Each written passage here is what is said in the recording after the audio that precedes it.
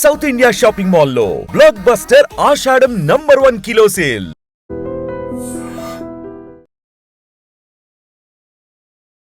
Big breaking అంటోంది.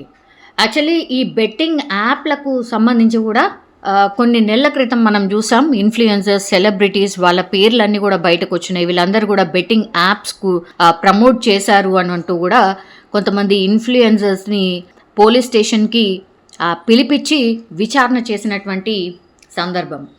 So వీళ్ళంతా ఏంటంటే ప్రధానంగా వీళ్ళ మీద ఆరోపణలు ఏంటి అంటే చట్టవిరుద్ధమైనటువంటి యాప్స్ ఏవైతే ఉంటాయో వాటిని డౌన్లోడ్ చేసుకోవాలంటూ కూడా ఈ సెలబ్రిటీస్ కావచ్చు, సోషల్ మీడియా ఇన్ఫ్లుయెన్సర్స్ కావచ్చు చాలా పెద్ద ఎత్తున ప్రమోషన్ చేశారు, ప్రచారం చేశారు అంటూ వీళ్ళ మీద ఆరోపణలు వచ్చాయి.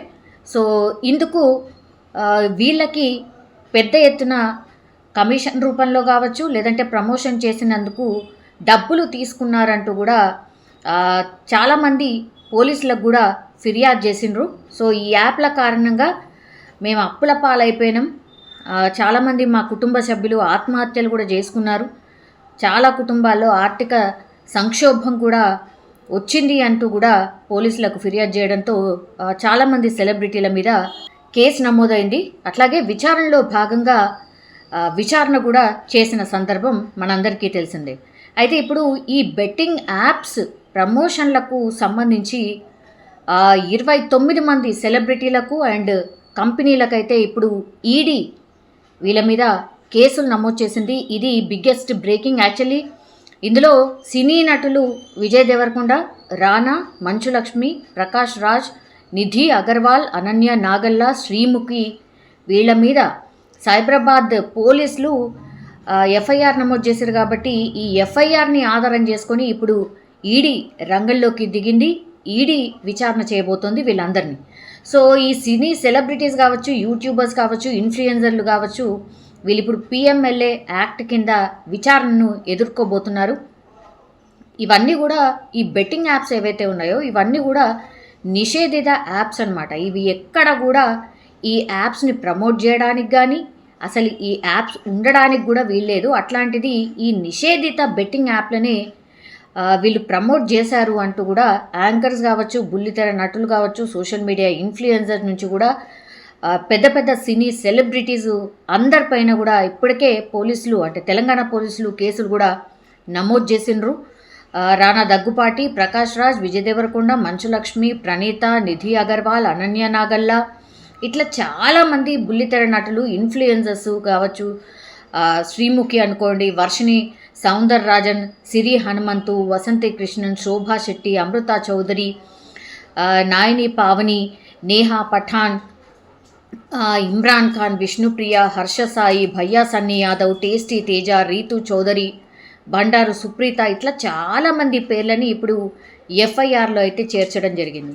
సో ఈ ఎఫ్ఐఆర్ని ఆధారం చేసుకొని ఇప్పుడు వీళ్ళందరినీ కూడా ఈడీ విచారణ చేయబోతోంది. దీనికి సంబంధించిన లిస్టును కూడా సైబరాబాద్ పోలీసులు ఎప్పుడైతే గతంలో వీళ్ళని విచారణ నిమిత్తం పిలిచిండ్రో వీళ్ళందరినీ ఇప్పుడు ఈడీ విచారణకు పిలవబోతున్నట్టుగా చెప్తున్నారు. ఎందుకంటే ఇది ఆషామాషి కేసు కాదు అనేటువంటి మాట చెప్తున్నారు. ఈడీ ఎప్పుడు రంగంలోకి దిగుతుంది అని అంటే జనరల్లీ అయితే ఈ విదేశీకి సంబంధించిన పెట్టుబడులు ఇందులో ఉన్నాయి, విదేశీ నగదు వీళ్ళందరికీ చేరింది అంటూ కూడా ఒక ఆరోపణ ఉంది.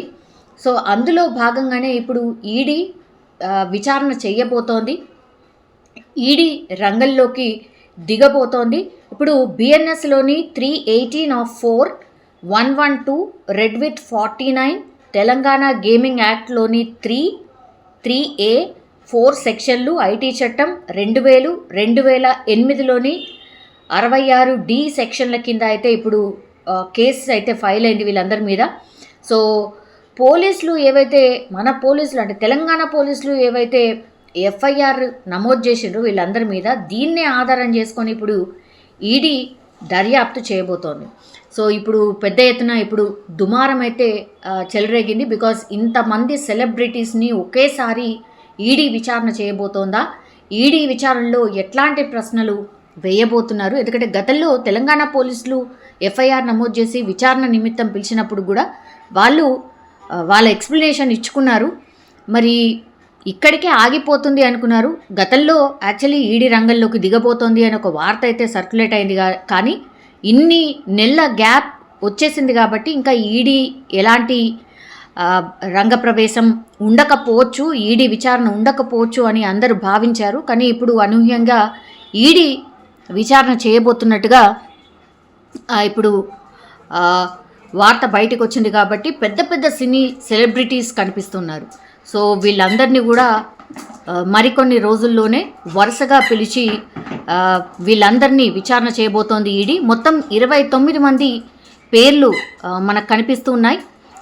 అందులో పెద్ద పెద్ద సెలబ్రిటీస్ కూడా ఉండడంతో ఇప్పుడు రాష్ట్ర వ్యాప్తంగా చర్చనీయాంశంగా మారిపోయింది. ఇప్పుడు ఈడీ ఎలాంటి ప్రశ్నలు అడగబోతోంది, వీళ్ళు ఎలాంటి ఆన్సర్స్ ఇవ్వబోతున్నారు, నిజంగానే విదేశీ పెట్టుబడులు ఏమన్నా ఇందులో ఉన్నాయా, ఈ బెట్టింగ్ యాప్స్ వెనకాల ఉందంతా వాళ్ళేనా, ఇట్లాంటి అన్ని ప్రశ్నలు కూడా ఉండబోతున్నాయి.